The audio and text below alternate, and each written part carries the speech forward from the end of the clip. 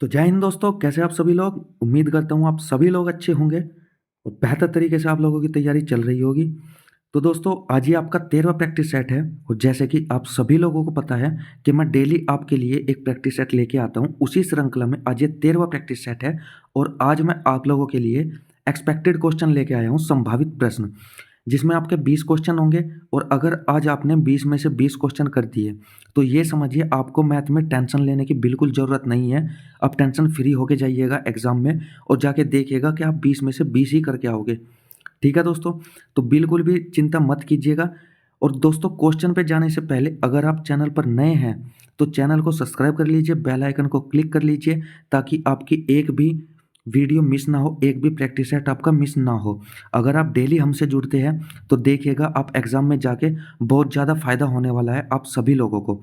ठीक है, चलिए तो अब चलते हैं अपने पहले क्वेश्चन की तरफ।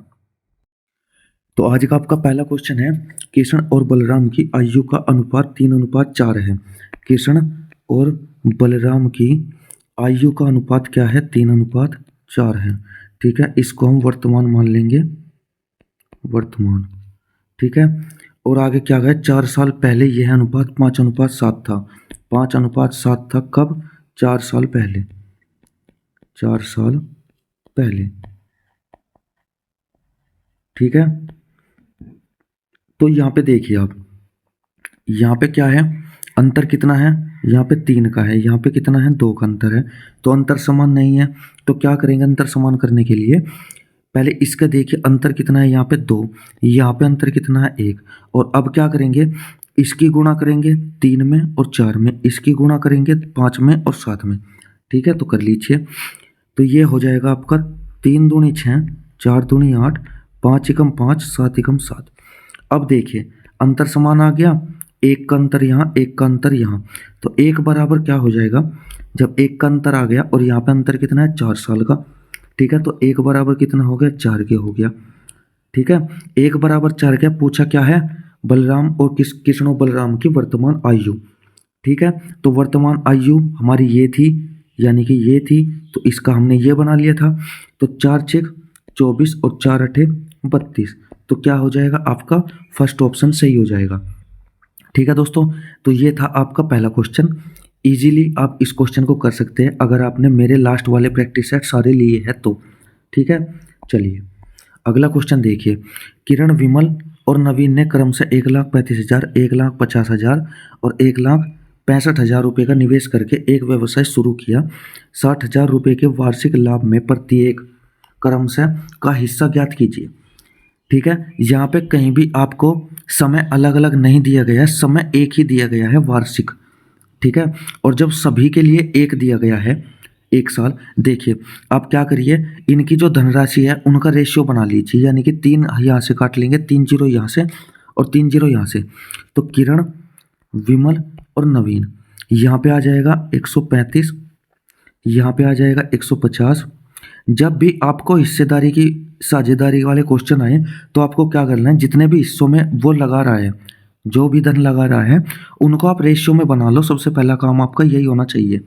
ठीक है, अब इसको देखिए, 15 नम्मा 135, 15 धाम 150 और 15 11 की गुणा 165। ठीक है, तो ये हो गया उनकी पूंजी का अनुपात। ठीक है, ये हो गया उनकी पूंजी का अनुपात। तो क्या कहा है? वार्षिक लाभ। अब हमें यहाँ भी एक मान लिया हमने, यहाँ भी 1 साल, यहाँ भी 1 साल। तो क्या आ जाएगा? उनके लाभ का अनुपात भी यही आ जाएगा। यानी कि कहने का मतलब ये है, जब टाइम कांस्टेंट हो, यानी कि सभी के लिए एक ही समय हो, तो जो उनकी पूंजी का हिस्सा होता है वही उनके लाभ का हिस्सा होता है। ठीक है, तो यहाँ पे लाभ कितना हो जाएगा? 19 और 11 30। 30 हो जाएगा उनका लाभ। तो ये 30 लाभ किसके बराबर है? ये 30 लाभ है जो क्वेश्चन में दिया गया है 60,000, इसी के बराबर है। ठीक है, तो एक बराबर हो जाएगा 2,000 के। तो हमसे क्या पूछा है? क्रम से इनका सबका हिस्सा बताना है। तो एक बराबर है 2,000, 9 बराबर कितना हो जाएगा? 18,000। ठीक है, 10 बराबर हो जाएगा 20,000 और 11 बराबर हो जाएगा 22,000, यानी कि सेकंड ऑप्शन आपका सही हो जाएगा। ठीक है भाई, एक बराबर 9 बराबर कितना हो जाएगा? जब एक बराबर 2,000 है, 9 बराबर 18,000। ठीक है, और 10 बराबर क्या हो जाएगा? 10 बराबर हो जाएगा आपका 20,000 और 11 बराबर क्या हो जाएगा आपका 22,000। ठीक है, तो सेकंड ऑप्शन आपका सही हो जाएगा। ठीक है दोस्तों, चलिए अगला क्वेश्चन देखिए। अगला क्वेश्चन है, यदि सुबोध शारीरिक परीक्षण के लिए 4 किलोमीटर प्रति घंटा की बजाय 9 किलोमीटर प्रति घंटा की यात्रा करता है, तब वह पहले की तुलना में 7.5 किलोमीटर अधिक दूरी तय करता है। ठीक है, उसके द्वारा तय की गई वास्तविक दूरी बतानी है किलोमीटर में, वास्तविक दूरी। ठीक है दोस्तों, तो देखिए सबसे पहले आपको ये पता है स्पीड बराबर क्या होता है, डिस्टेंस अपॉन टाइम होता है, सबको पता है इस बात का। यहाँ पे कहीं भी आप पूरे क्वेश्चन में ढूंढ लीजिए, कहीं भी समय का जिक्र नहीं किया गया है, तो समय को यहाँ पे कांस्टेंट मान लेंगे, यानी कि 1 मान लेंगे। ठीक है, तो स्पीड बराबर क्या हो जाएगी, स्पीड डायरेक्ट बराबर हो जाएगी किसके, डिस्टेंस के।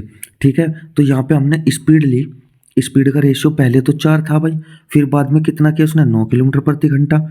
ठीक है, और यहाँ पे डिस्टेंस का अगर रेशियो देखेंगे तो डिस्टेंस का रेशियो भी यही हो जाएगा।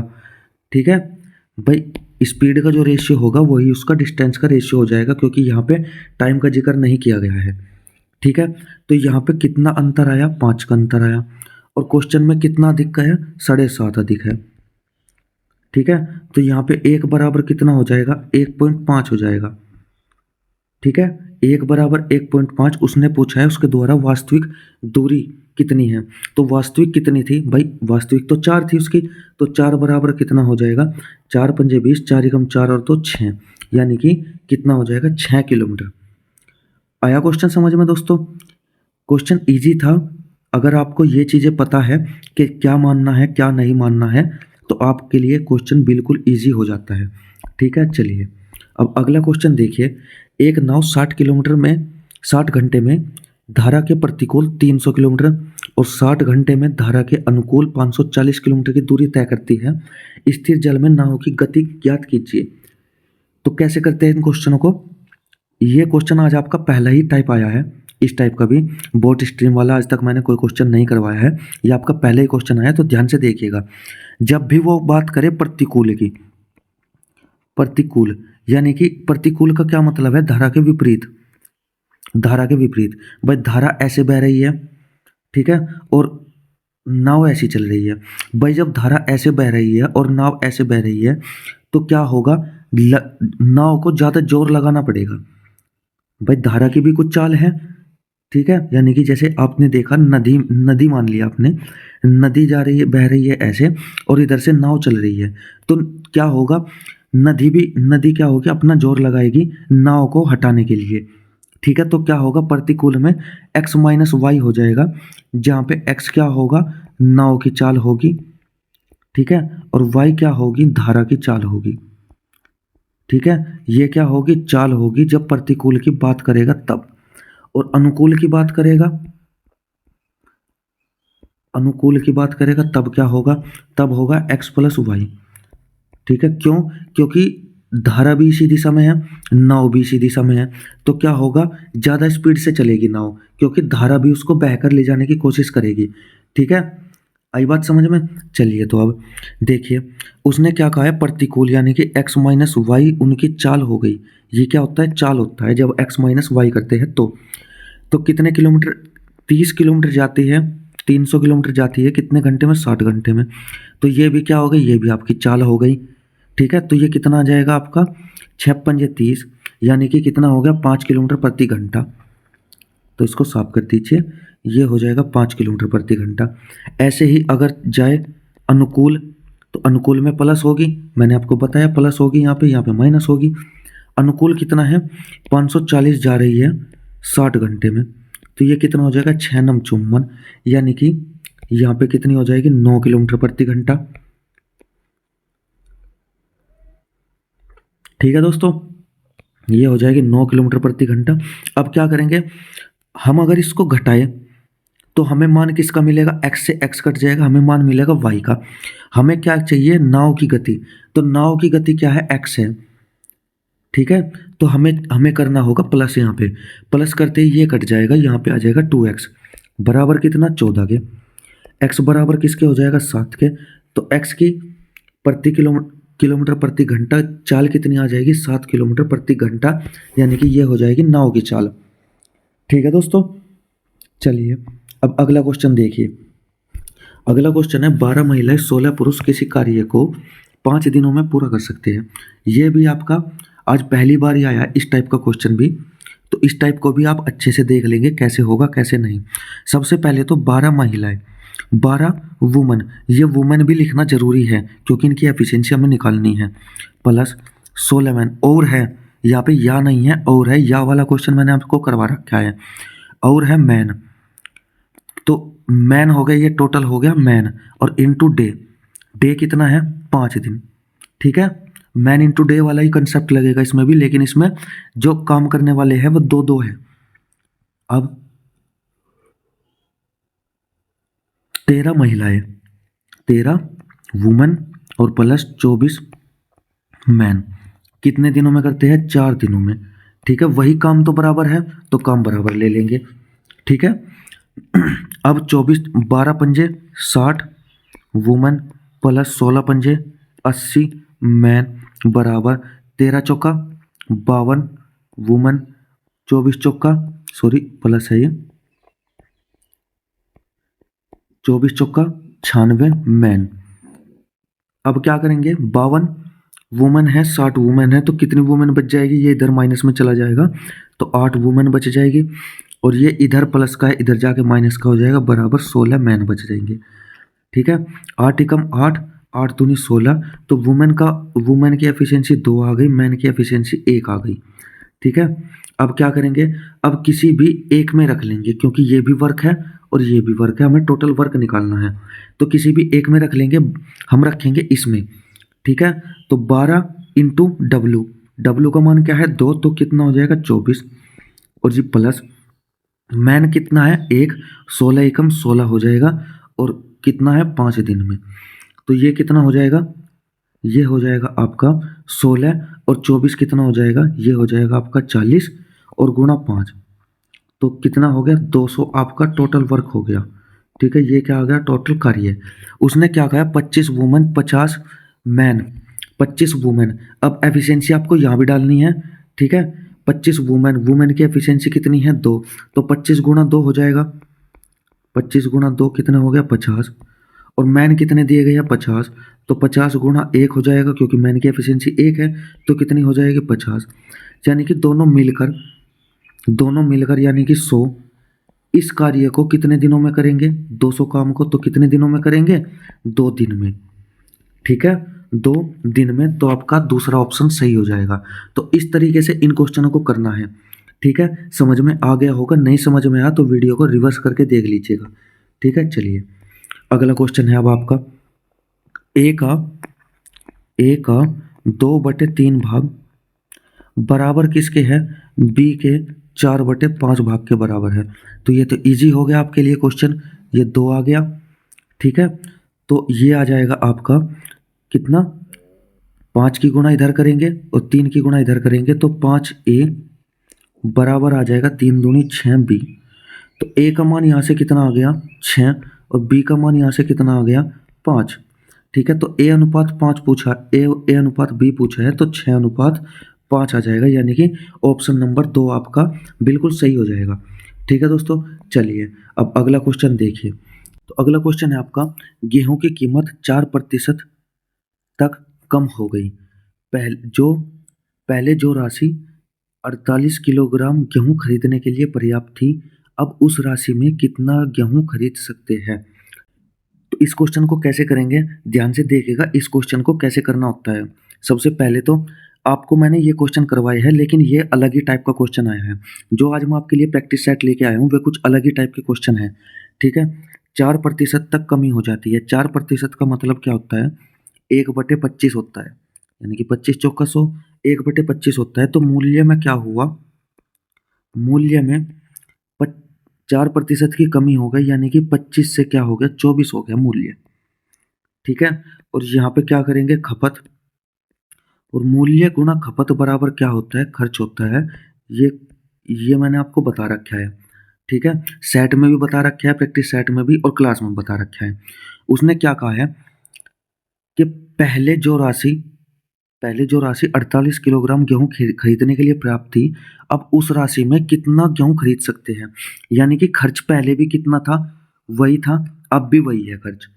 ठीक है, खर्च में कोई परिवर्तन नहीं हुआ। और जब खर्च में कोई परिवर्तन नहीं होता, चलिए मैं आप लोगों को आपको विस्तार से बताता हूँ। ये देखिए आप, मूल्य गुना मूल्य गुना खपत बराबर क्या होता है, खर्च होता है। अब हमारे पास खर्च भी है, मूल्य भी है, खपत निकालना है। तो खपत बराबर क्या हो जाएगा, खर्च बटे मूल्य हो जाएगा।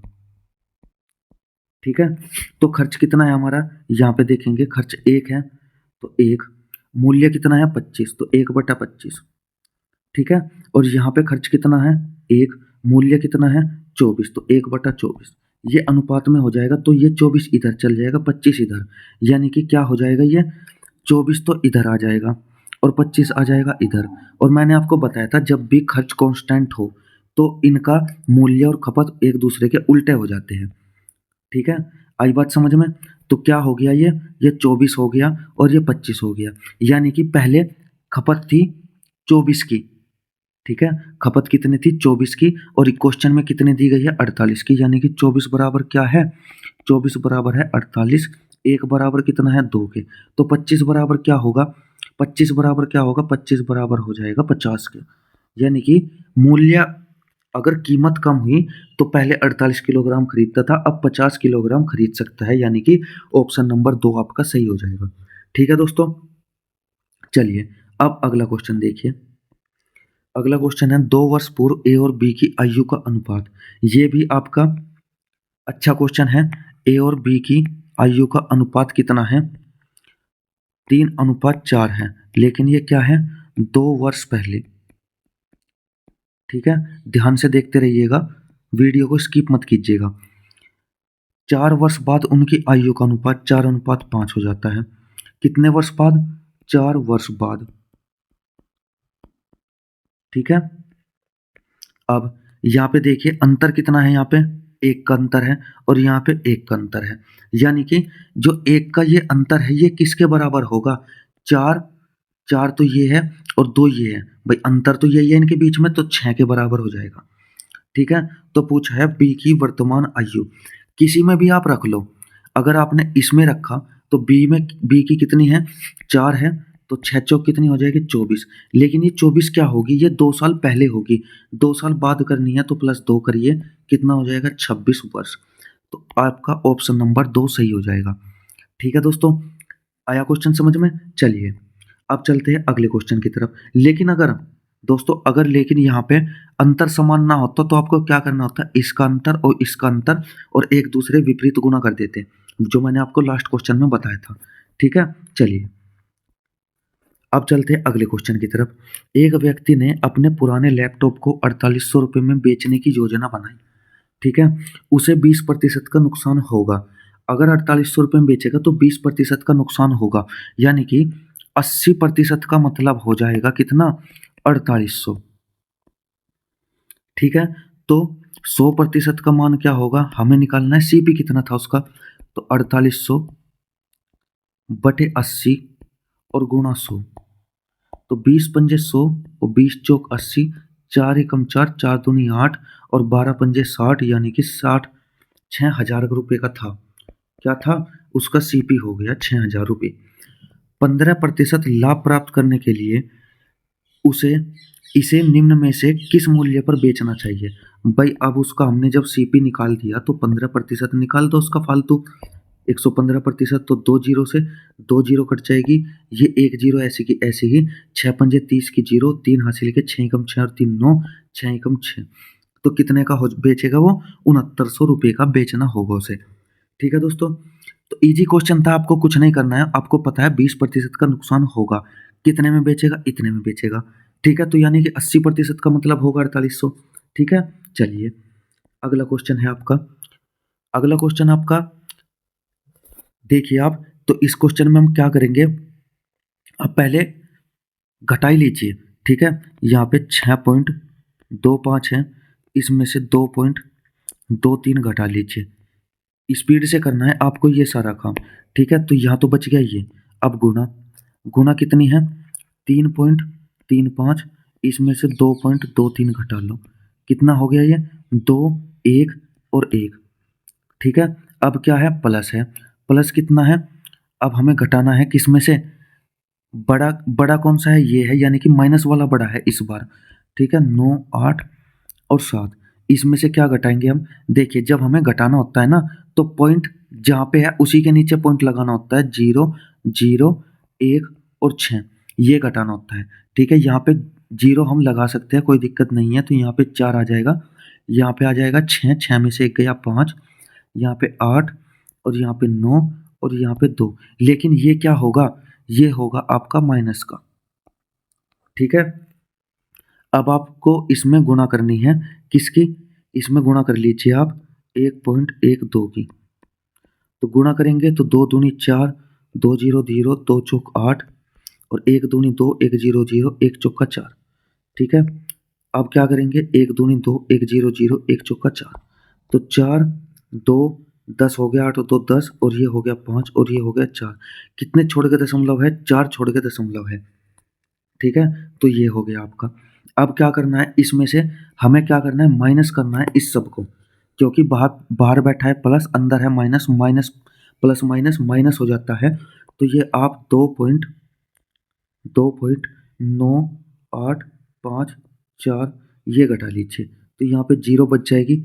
एक यहाँ पे ले लेंगे इधर से हासिल, ये 12 हो जाएगा, 5 गए 7 हो जाएगा, इधर 9 बचा हुआ है, 1 हो जाएगा।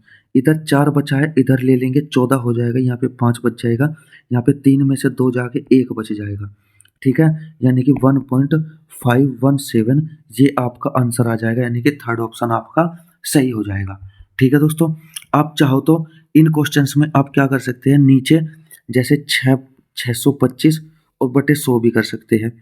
ठीक है, 223 और बटे 100 भी कर सकते हैं, लेकिन इसका फायदा कुछ नहीं होगा आपको, फिर भी आपको इतनी ही कैलकुलेशन करनी पड़ेगी।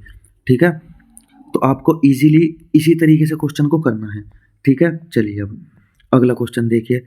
यदि 1200 रुपये के अंकित मूल्य की वस्तु को 30% और 40% की दो क्रमिक छूटों के बाद बेचा जाता है। दोस्तों, मैंने आपको बताया था, अगर आप इसको a प्लस बी और माइनस ए इंटू बी बटे 100 करेंगे, तब भी आपको कैलकुलेशन कहीं ना कहीं करनी पड़ेगी।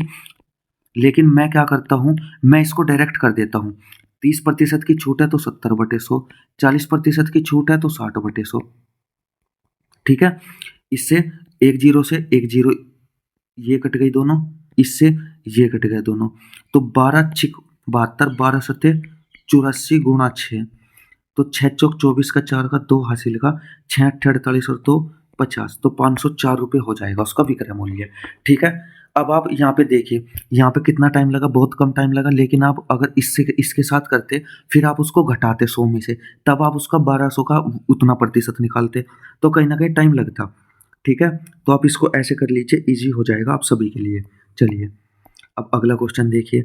सोनू और रवि मिलकर एक काम को 3 घंटे में करते हैं। सोनू और रवि मिलकर एक काम को 3 घंटे में करते हैं, जबकि सोनू अकेले उसी काम को 4 घंटे में, सोनू अकेले उसी काम को 4 घंटे में पूरा कर सकता है। तो इनका एलसीएम ले लीजिए 12, ये हो जाएगा 4, ये हो जाएगा 3। जब सोनू की एफिशिएंसी यहाँ पे 3 है, तो यहाँ भी 3 होगी एफिशिएंसी।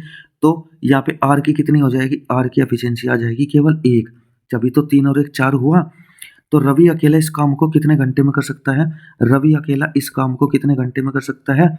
12 घंटे में कर सकता है, क्योंकि रवि की एफिशिएंसी 1 है, हमें यहाँ से पता चल गई। ठीक है, तो 12 घंटे में। इजी क्वेश्चन था, टाइम वेस्ट नहीं करेंगे, आगे चलेंगे। 6 अंकों की बड़ी से बड़ी संख्या 198 से विभाज्य है। यदि अंकों को पुनर्स्थापित किया जाए तो संख्या विभाज्य होगी। ठीक है, देखिए कैसे करेंगे। 6 अंकों की सबसे बड़ी संख्या ले लेंगे, क्या हो जाएगी? 6 अंकों की सबसे बड़ी संख्या, तो क्या हो जाएगी? 9 9 9 9, यानी कि 6 बार ले लेंगे 9 को। ठीक है, 9 अंकों की सबसे बड़ी संख्या ये हो गई, 198 से विभाज्य है। हमें देखना है कौन सी संख्या है भाई, ये तो नहीं होगी, तो देखना है कौन सी है। तो 19 दूनी 38, 19 ते 57, 19 चौक 76, 19 पंजे 95। ठीक है, तो 5 बार चला के देखते हैं। 5 अट्ठे 40, 4 हासिल के, 5 नम 45 और 4 49, 4 हासिल के, 5 एकम 5 और 4 9, तो कितना बचा? 9। ठीक है, उतार लिया 9 का, नहीं चलेगी तो फिर 0 लगा दी, एक 9 का और उतार लिया, यहाँ तक काम हो गया। अब क्या करेंगे, अब फिर 5 पर चलाएंगे, ये कितना हो जाएगा 990। अब क्या बचा, 9 बचा, उतार लिया 9 का, अब भी नहीं चलेगी तो 0 उतार लेंगे। ठीक है, तो कितना बचा आपके पास, 99 बचा। तो इसको आप इन 6 अंकों की जो संख्या है ये, इसमें से आप 99 घटा लेंगे तो कितना बचेगा, ये बचेगा आपका 00। यानी कि ये संख्या है जो क्या होगी, पूरी की पूरी कट जाएगी आपकी। ठीक है, तो आगे क्या कहा है, आगे कहा है यदि अंकों को, यदि अंकों को यानी कि इन अंकों को पुनर्स्थापित किया जाए तो संख्या विभाज्य होगी। भाई इन्हें पुनर्स्थापित करने का मतलब है इनको जोड़ दो। ठीक है, 9 9 9 प्लस 9, यानी कि अगर इनको जोड़ेंगे तो क्या आएगा, 9 चौक 36 आएगा। तो कह रहा है 36 किससे विभाज्य होगी, तो 36 किससे विभाज्य होगी, 36 3 से भी विभाज्य होगी, 6 से विभाज्य होगी, लेकिन हमें छोटा देखना है सबसे। ठीक है, तो क्या हो जाएगा, इस क्वेश्चन का आंसर हो जाएगा 3। ठीक है दोस्तों, चलिए अब चलते हैं अगले क्वेश्चन की तरफ। अगला क्वेश्चन है, समचतुर्भुज का क्षेत्रफल 96 वर्ग सेंटीमीटर है। ठीक है, कितना है, 96 वर्ग सेंटीमीटर है समचतुर्भुज का क्षेत्रफल। इसके एक विकर्ण की लंबाई दी गई है। तो समचतुर्भुज का क्षेत्रफल क्या होता है, 1/2 गुणा विकर्णों का गुणनफल, विकर्णों का गुणनफल। ठीक है, तो 1/2 गुणा विकर्ण कितना है, एक दिया गया है 12, दूसरा मान लीजिए x, और बराबर किसके है, बराबर है 96 के।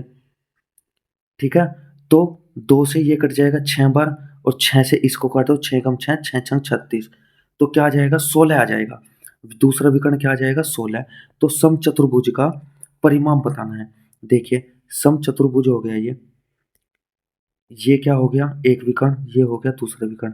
एक विकर्ण कितना है, 12 है, तो यहाँ पे क्या हो जाएगा, 6 हो जाएगा, 6 यहाँ पे 12 हो गया टोटल, और एक है 16, यानी कि ये 8 है और ये भी 8 है।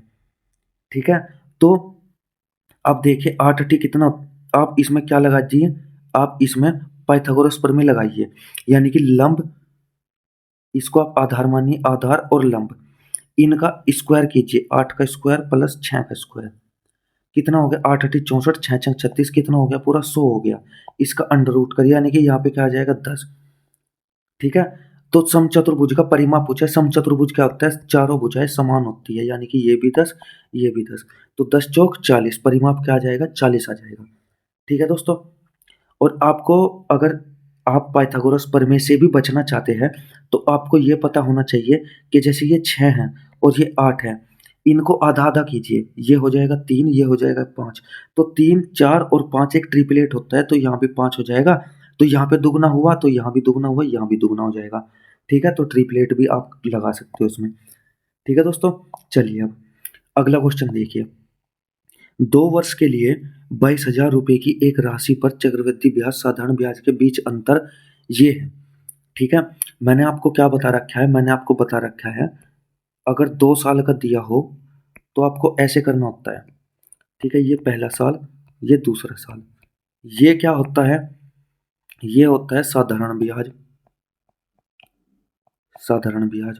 ये क्या होता है, ये होता है साधारण ब्याज, यानी कि चक्रवृद्धि ब्याज और साधारण ब्याज का अंतर। ठीक है, और ये सारा का सारा क्या होता है, सारा का सारा होता है ये चक्रवृद्धि ब्याज।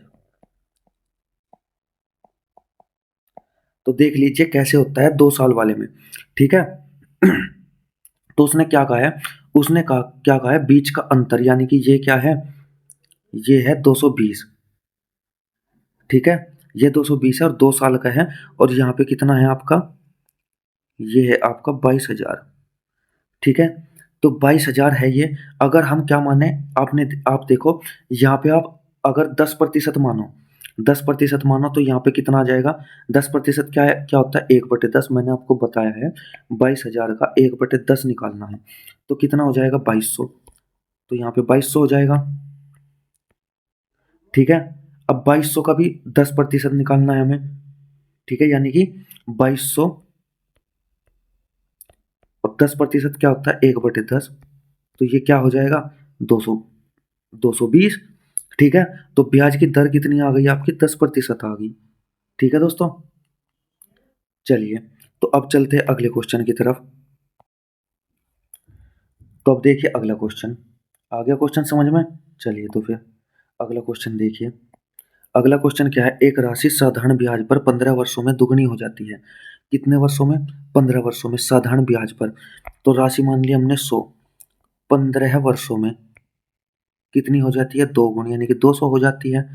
ठीक है, तो पूछ रहा है यह 3 गुना, 3 गुना कितने वर्षों में होगी, यानी कि ये 3 गुना कितने वर्षों में होगी ये पूछा है। ठीक है, तो आपने देखा यहाँ पे ब्याज कितना मिला? 100 रुपये का ब्याज मिला। किस पर? 100 रुपये पर। ब्याज गुणा 100 बटे मूलधन और गुणा क्या होता है? समय। तो यहाँ से आपने देखा ये 3 हो गया, ये 20 हो गया। तो दर कितनी आ गई? 20/3% आ गई दर। ठीक है, अब इसने क्या कहा? 3 गुना करना है। तो 3 गुना करने का मतलब क्या है? ब्याज कितना होगा? 200 रुपये का ब्याज होगा। तो ब्याज गुणा 100 बटे मूलधन कितना है? 100 ही है। और इस बार हमें दर लिख लेनी है क्योंकि हमें समय निकालना है। ठीक है, तो ये ऊपर चला जाएगा 3, 20/3 होगा, ये 3 ऊपर चला जाएगा। तो 100 से 100 कट गया और 20 से ये 10 बार कट गया और 10 दिया 30। तो कितने सालों में होगा? 30 वर्षों में। ठीक है, आया सवाल समझ में? चलिए तो अगला क्वेश्चन देखिए। अगला क्वेश्चन है, दुकान में 21 श्रमिकों का औसत भार 45 किलोग्राम है। यदि दुकान प्रबंधक का भार शामिल किया जाए तो औसत में 3 किलोग्राम की वृद्धि हो जाती है। कितने किलोग्राम की? 3 किलोग्राम की वृद्धि हो जाती है। देखिए 21 21 श्रमिकों का औसत दिया गया है, हम क्या निकाल लेंगे? इनका योग निकाल लेंगे। मैंने आपको बताया था औसत में आपको योग निकाल लेना है। तो 45 और गुणा 21 कर लेंगे। तो 21 पंजे 105, 10 हो गया। 21 चौक 84 और 10 कितना हो गया? 94। ठीक है, उसने क्या कहा? यदि दुकान के प्रबंधक का शामिल कर लिया जाए, यानी कि अगर वे 22 हो जाए। भाई पहले तो 21 थे श्रमिक, अब दुकान का प्रबंधक भी जुड़ गया, यानी कि 22 हो गए। उनका औसत 3 किलोग्राम वृद्धि हो जाती है। पहले औसत कितना था? 45, अब कितना हो गया? 48। ठीक है, अब इनका योग देखेंगे तो क्या करना होगा? 22 से गुणा कर देंगे। ठीक है, तो 2 अट्ठे 16, 2 चौक 8 रे 1 9, 2 अट्ठे 16 का 6 का 1 हासिल का, 2 चौक 8 रे 1 9। तो ये कितना हो गया? 6, ये हो गया 15 और ये हो गया 10। ठीक है, यानी कि प्रबंधक का शामिल करने के बाद ये है और पहले ये था। तो इसमें से 1056 में से 945 घटा दो, कितना बचा? 1 1। और यहाँ पे कितना बचा? 1। यानी कि प्रबंधक का भार कितना था? 111 किलोग्राम था। ठीक है, अगर आप फास्ट कैलकुलेशन करते हैं, तेजी तेजी से करते हैं, तो आपका ये मुश्किल से आपका 20 या 30 सेकंड लेगा। ठीक है, चलिए अब अगला क्वेश्चन। एक लंबवृत्तीय बेलन की ऊंचाई दी गई है और वक्रपृष्ठीय क्षेत्रफल, ऊंचाई और वक्रपृष्ठीय क्षेत्रफल 7 और 70 पाई है। तो इसका कुल पृष्ठीय क्षेत्रफल निकालना है। ठीक है, तो ऊंचाई दी गई है बेलन की। सबसे पहले देखिए बेलन की ऊंचाई देखिए, क्या क्या है? बेलन की ऊंचाई 7 दी गई है। और वक्र पृष्ठीय क्षेत्रफल क्या होता है? 2 पाई आर, 2 पाई आर और एच होता है। 2 पाई आर एच क्या होता है? वक्र पृष्ठीय क्षेत्रफल। ये कितना दिया गया है? 70 पाई। तो पाई से पाई काट लो, 2 से ये काट लो, कितनी बार? 35 बार। ठीक है, और हमें हमें दी गई है, एच दी गई है 7। ठीक है, तो 7 आर बराबर कितना हो जाएगा? 35 हो जाएगा। तो 7 से ये काट लो, कितना बचा? 5। तो आर बराबर क्या आ गया? यहाँ से 5 आ गया। आर बराबर 5 आ गया। हमारे पास एच भी हो गया। एच कितना हो गया? हमारे पास 7 है। हमारे पास आर भी है। हमें अब क्या निकालना है? कुल पृष्ठीय क्षेत्रफल निकालना है। ठीक है, कुल पृष्ठीय क्षेत्रफल निकालना है। तो कुल पृष्ठीय क्षेत्रफल क्या होता है? 2 pi r into h plus r, ये होता है कुल पृष्ठीय क्षेत्रफल। तो इसमें रख दीजिए 2 गुणा, अब पाई में दिया गया है तो पाई का मान हमें खोलना नहीं है, और गुणा 5 इंटू 7 और 5 12। ठीक है, इनको जोड़ दिया, पाई प्लस आर, ये हो गया। तो अब कितना हो जाएगा? 2 पाई, ये हो जाएगा 12 पंजे 60 और 60 दूनी 120 पाई। तो आंसर क्या आ जाएगा? 120 पाई, यानी कि फोर्थ ऑप्शन आपका सही हो जाएगा। ठीक है दोस्तों, चलिए तो इजी क्वेश्चन था, कोई भी दिक्कत नहीं होनी चाहिए, आपको बस फॉर्मूले का पता होना चाहिए कि संपूर्ण पृष्ठीय क्षेत्रफल, कुल पृष्ठीय क्षेत्रफल का फॉर्मूला ये है और वक्र पृष्ठीय क्षेत्रफल का फॉर्मूला क्या है, ये है। ठीक है, इसको आप या तो नोट डाउन कर लीजिए या जैसा भी आप चाहो कर सकते हो। अगला क्वेश्चन देखिए, 38 संख्याओं का औसत दिया गया है 92 में। यदि प्रत्येक संख्या को 5 से विभाजित किया जाए तो नया औसत बताइए। ठीक है दोस्तों, इन क्वेश्चन में क्या करते हैं, जब हम 38 संख्या या प्रत्येक संख्या को अगर 5 से भाग दे, प्रत्येक संख्या को अगर 5 से भाग दे तो नया औसत, तो इसमें हम क्या करते हैं, अगर भाग या गुणा करने की बात आती है, जोड़ने की नहीं, भाग या गुणा करने की बात आती है, तो डायरेक्ट हम औसत से ही औसत को ही भाग दे देते हैं। ठीक है, तो 5 एकम 5, 5 अट्ठे 40 और 5 चौक 20, तो नया औसत कितना आ जाएगा, 18.4 आ जाएगा। ठीक है, 18.4 आ जाएगा। इस क्वेश्चन में आपको 5 सेकंड भी नहीं लगेगी। इसमें आपको गुणा नहीं करनी है, जहाँ भी आपको विभाजित करने की बात की जाए या गुणा करने की बात की जाए, जोड़ और घटा की बात नहीं कर रहा मैं, जहाँ पे आपको भाग करना हो या गुणा करना हो, वहाँ पे डायरेक्ट अगर प्रत्येक संख्या की बात की जाए तो डायरेक्ट आप औसत में कर लीजिए, वही सब एक्शन ले लीजिए औसत के साथ, तो वही आपका सही हो जाएगा। ठीक है, अब देखिए आज का आपका लास्ट क्वेश्चन, वह छोटी से छोटी वर्ग संख्या, छोटी से छोटी वर्ग संख्या ज्ञात कीजिए जो इससे पूर्णतः विभाज्य हो। ठीक है, तो हमें क्या करना है, हमें 3, 4, 5, 6 और 8 का क्या ले लेना है, एलसीएम ले लेना है। 3, 4, 5, 6 और 8 का क्या ले लेना है, एलसीएम ले लेना है। तो यहाँ पे 3 हो जाएगा ऐसा कैसे ही, यहाँ पे 2 दूनी 4 यानी कि 2 की पावर 2, यहाँ पे 5 और यहाँ पे 2 गुणा 3 और यहाँ पे 2 की पावर 3। ठीक है, तो मैंने आपको कल भी बताया था एलसीएम लेने में क्या करते हैं, सबसे पहले तो सबसे बड़ी पावर ले लेते हैं। यहाँ पे ये 2 कट गया, ये 2 कट गया, इसको ले लिया हमने।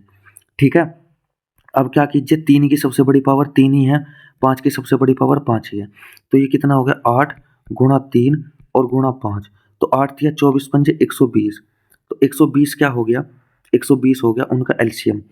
ठीक है, अब आपको क्या बताना है, अब आपको वर्ग बताना है, वर्ग। तो वर्ग क्या होगा, और हमें बतानी है छोटी से छोटी संख्या भी। तो देखिए आप 2460, 2460 क्या एक वर्ग है, 2460 क्या एक वर्ग है, सबसे पहले तो ये देखिए क्या ये 120 से कटती है, 120 से, तो 12 दूनी 24, ये तो नहीं कटती।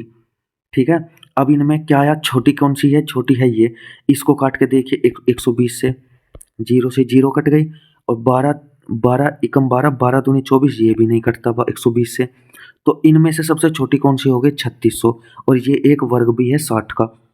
ठीक है दोस्तों, तो ये आपका क्वेश्चन सही हो जाएगा। ठीक है, तो दोस्तों ये थे आज के आपके 20 क्वेश्चन। इसमें मैंने कुछ अलग टाइप के भी क्वेश्चन डाले थे जो आज तक मैंने प्रैक्टिस सेट में नहीं करवाए थे। ठीक है दोस्तों, तो अगर आपको टेस्ट अच्छा लगा हो तो वीडियो को लाइक कीजिएगा, शेयर कीजिएगा अपने दोस्तों के पास और हमें सपोर्ट भी कीजिएगा, ताकि हम डेली ऐसे ही आपके लिए प्रैक्टिस सेट लाते रहे और हम बिल्कुल भी डिमोटिवेट ना हो। ठीक है दोस्तों, तो आज के लिए इतना ही। धन्यवाद। जय हिंद, जय भारत।